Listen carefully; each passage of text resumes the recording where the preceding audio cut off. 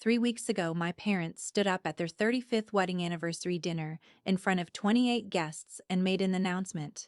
We're taking the whole family to Tuscany next month. A second celebration, just us. Everyone cheered. My brother whooped. I smiled, already imagining cobblestone streets and warm Italian evenings, my first real vacation in years. Then I made the mistake of asking one simple question. What time does our flight leave? My father looked at me like I'd spoken in tongues. My mother's smile went rigid. And right there, in front of every single person at that table, my dad said, "You don't need to know the flight time, Nora. You're not coming. Someone has to stay behind and watch the kids." 28 pairs of eyes.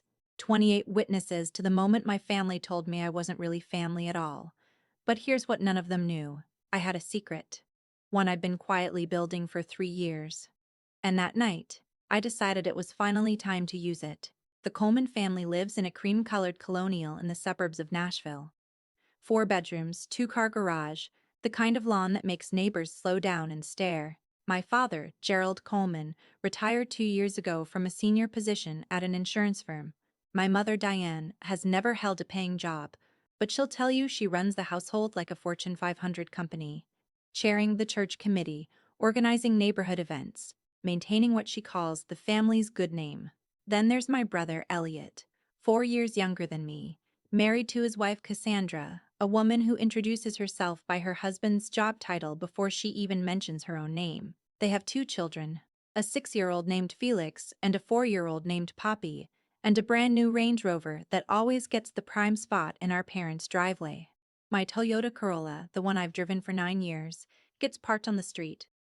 "Nora, move your car," my mother would say whenever I visited. "Elliot's bringing the Range Rover. People notice what's in the driveway first." I never questioned it. I just moved the car. That's the thing about being the invisible one in your family. You stop noticing the 100 small ways they've already decided you don't matter.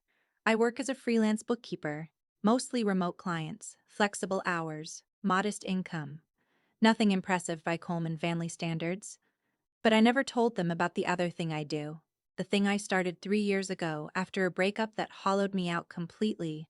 I never told them I'd learned to see. After my relationship ended, 4 years with a man who told me, gently but crushingly, that I was always just there, like furniture. I wandered into a thrift store and bought a used Nikon camera for $160. I told no one. That camera became my secret life. I started photographing people most of the world look straight through. Elderly men eating alone at diners. Overnight nurses on smoke breaks. Women waiting at bus stops in the rain. I called the series Forgotten Hours. I created an anonymous account online. No face, no real name, just the images. Over 3 years, I built an audience of 14,000 people who saw what I saw. I kept the camera wrapped in an old flannel shirt at the back of my closet.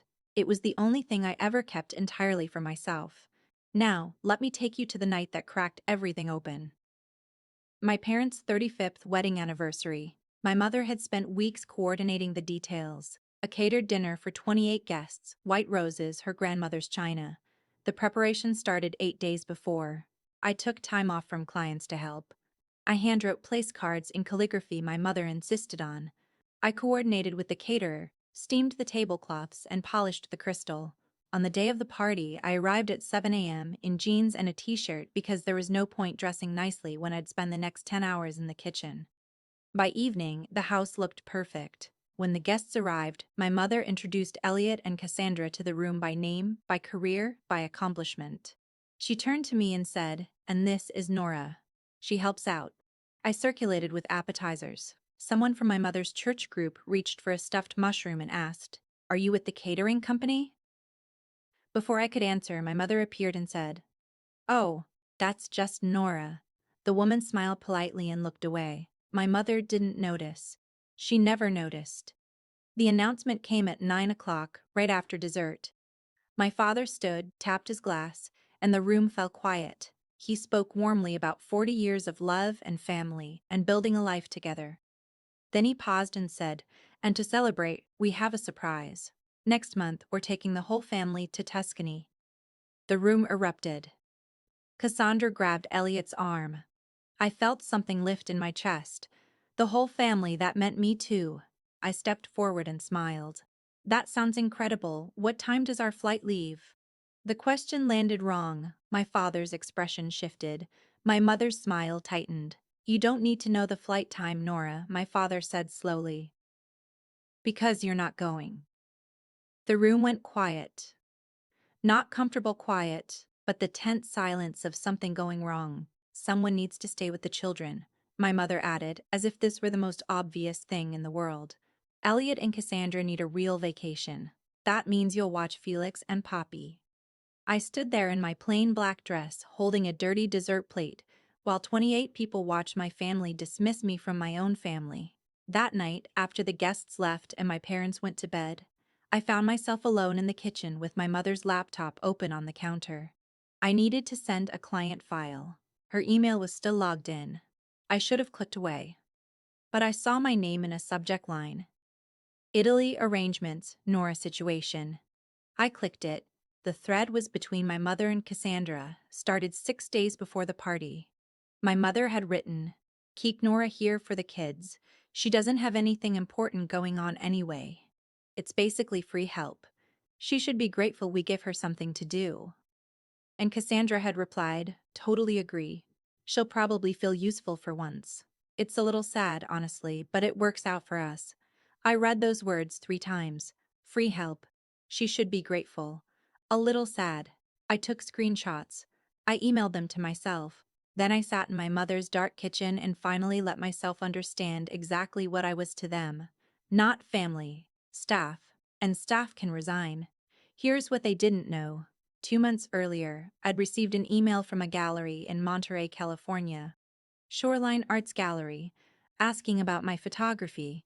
My mother's sister, Aunt Frances, the one my mother calls the family dropout, because she followed her passion for ceramics and moved to the California coast. She'd shared my portfolio with the gallery's director. His name was Bennett Alcott. He wanted to discuss a solo exhibition. I'd been too scared to follow up. That night, sitting in my mother's kitchen at 1 a.m., I replied to Bennett's email.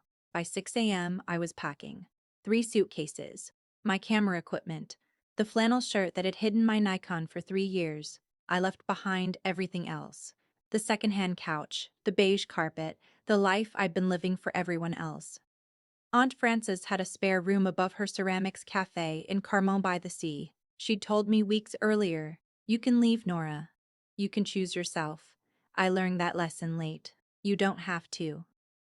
I drove out of Nashville as the sun came up. 5 days later, I pulled into the driveway of her little cafe.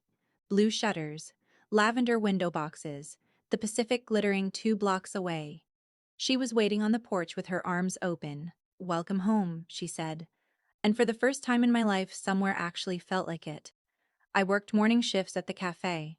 Afternoons belonged to my photography. I met with Bennett, who had silver hair and kind eyes and said things about my work that made my hands shake. "There's a truth in these images," he told me, "that most photographers spend decades trying to capture." He offered me a solo exhibition, 15 pieces, printing and framing covered, 60% of all sales to me. I signed my name on the contract. Artist, Nora Coleman, the first official document that had ever celebrated anything I'd created. On opening night, the gallery was full, soft lighting, a string quartet, 50 guests including collectors, journalists, and locals Aunt Frances had known for years.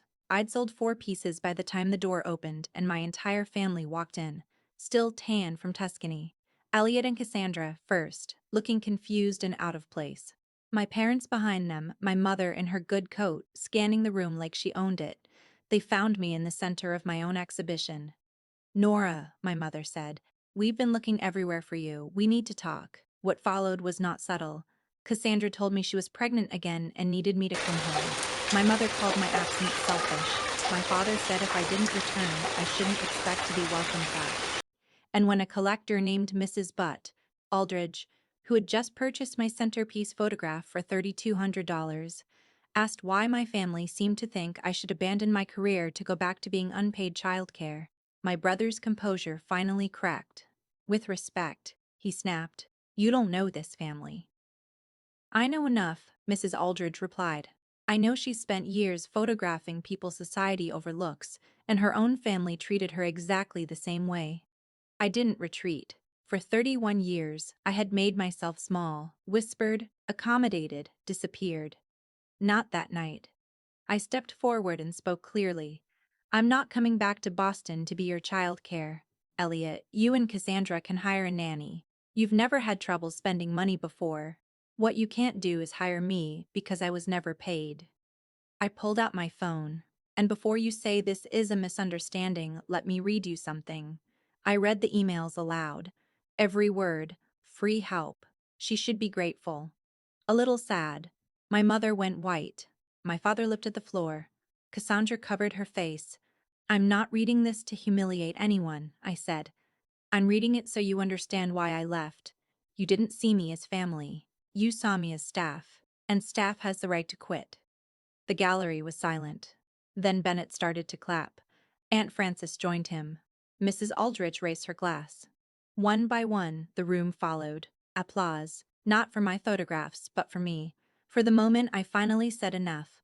My family left through the front door, one by one, without a word. That night, I sold 8 of 15 pieces. $14,000 in total sales. 8,400 coming to me. The most money I had ever made from anything I loved.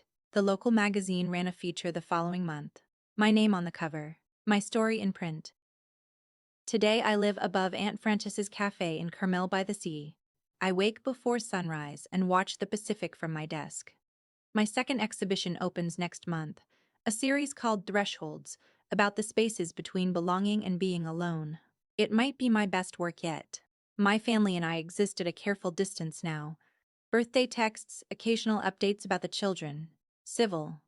Healthier than before. My father sent me a 3-sentence email after the magazine article ran. Nora, I saw the piece. I'm proud of you. That one I kept. As for the rest, I finally understand that the bravest thing I ever did wasn't standing up in that gallery and reading those emails aloud. It was leaving quietly at 6 in the morning with 3 suitcases and a camera, choosing myself before anyone else had a chance to talk me out of it. Your worth was never measured by how useful you are to other people. It was always there. It will always be there. Sometimes you just have to drive 5 days across the country to finally see it.